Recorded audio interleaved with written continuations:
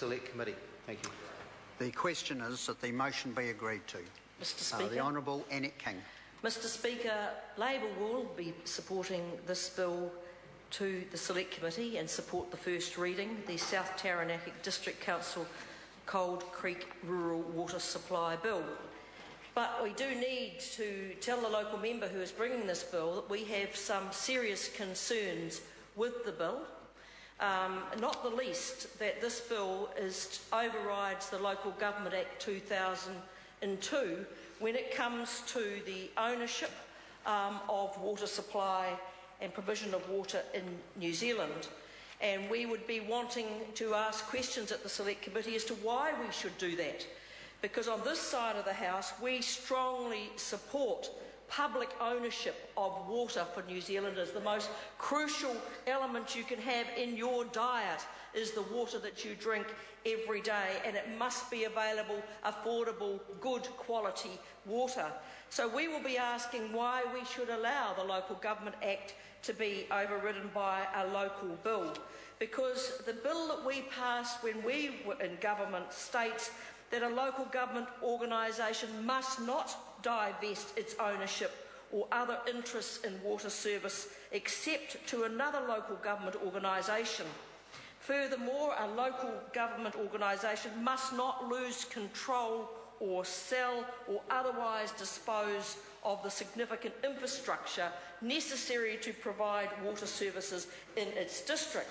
It does provide an out in that legislation, and it's to do with the size or the closure of a particular water service or transfer, and it relates to the size of that water service. It has to be one that is delivered to fewer than 200 persons who are ordinarily resident in the district.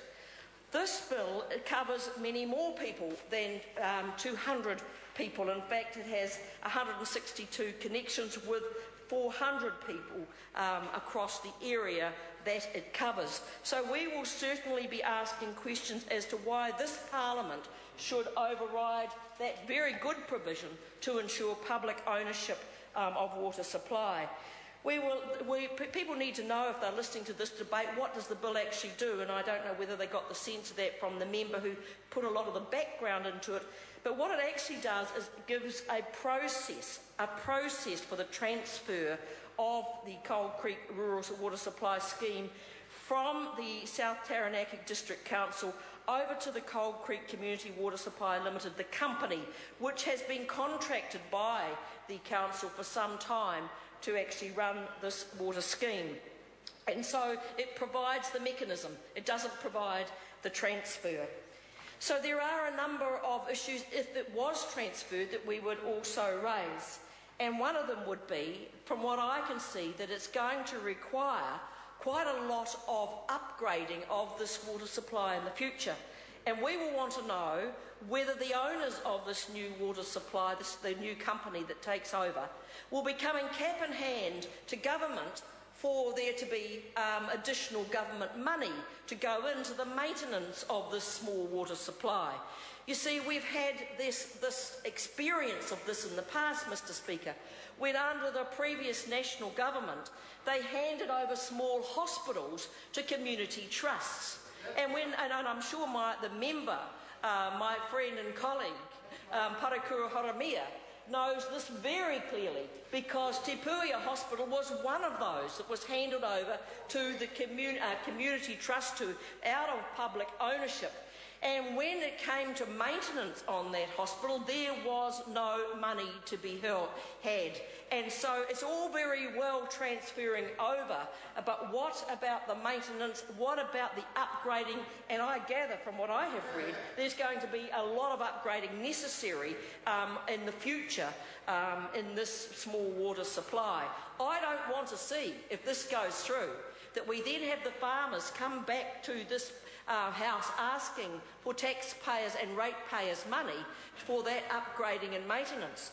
They also think that a question we will want answered is they've had water at a very low rate under this scheme. And I read from the South Taranaki District Council that the rate of the cost of the water will have to go up. And so I do not wish to see that there's going to be a demand on this Parliament, taxpayers and ratepayers, for there to be some sort of subsidy to go in if they take over the ownership of it. You see, under the local government reforms that were announced 2 days ago, one of those who were very excited about the reforms was Federated Farmers, because they said they wanted to curb local government activities. Well, we will want to be assured that if this is transferred over, that local government isn't then going to be asked by Federated Farmers to put their hands in their pocket to support them, because that would be hypocritical of Federated Farmers, having said they would like to see less local government rates going into unnecessary activities. There's also, we would want to know what pressure has been put on the South Taranaki District Council for this water supply to be transferred over to a company. Now, I'm not making any accusations, but the chairperson of this company is Mr. Ardern's brother, and Mr. Ardern, no doubt, has a great interest in what happens, and I understand has advocated for the water supply to be transferred over to the company that his brother is chairperson of. And I will be questioning at the Select Committee what pressure has been applied, not just as good local members of Parliament, but as interested farmers, interested family members on the local council to transfer this company over. And I think they are legitimate questions, because this is an important transfer, going back to the idea that we do have public ownership of water supply. I'm also concerned about Opunaki. We just heard from Chester Borough, who brings this bill to the House, that the new owners of this company would be quite happy to keep the emergency arrangements that are in place. Those arrangements being that they can take water from this water supply when they run short. But there is a problem that I've read of, and that is, it's all very well when they're short in the winter, but when it comes to when the farmers are milking and they need a lot of water themselves, the people of Opunaki have been given bottles of water. Now, I don't see that as being a good water and constant water supply, and I understand the South Taranaki District Council were very keen to try and link the two water supplies up to give a very solid water supply to the people of Opunaki. I might have it wrong, Mr. Ardern, but I would want to be assured at the Select Committee what is going to happen to those people. It's not good enough just to get some bottled water in an emergency, because the farmers need most of it.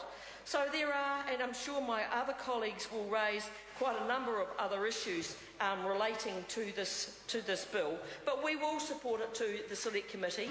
A local member's job is to bring it. It doesn't necessarily mean that the local member supports all parts of the bill, and I'm sure, knowing Chester Burrows as I do, he will be concerned for all his constituents, not just a few that might be advantaged with a scheme like this, and he'll want to be assured that it is for the best benefit of the ratepayers and the taxpayers in his constituency. But he is bringing it here as a local member. That is his job, and we will make sure it gets the scrutiny it deserves at the Select Committee.